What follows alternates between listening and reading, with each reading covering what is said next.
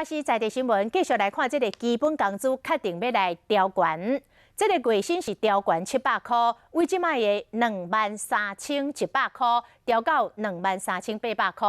啊，若时薪就是做点钟的部分调悬8块，为即卖的150调到758块。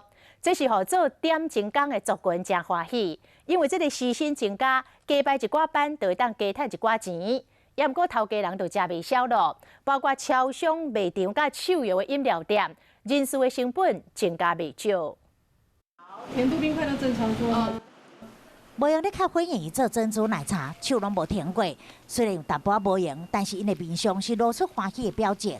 加减还是会有点帮助的，毕竟是多的嘛，时数可以给多一点啊。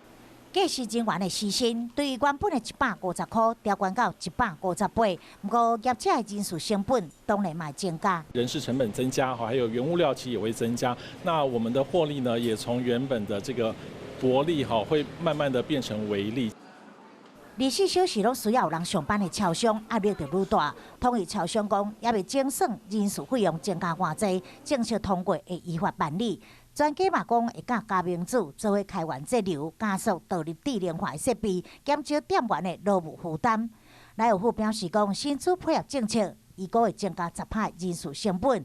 卖运用互动的科技，减少门市的工作。OK， 超商讲，伊会配合政令执行，积极进行新商品的合作，甲会员经营等等。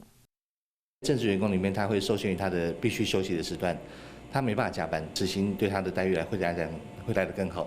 时薪起5%，这对于中小企业来讲，未少成本，嘛，互资方大化，真正食袂消。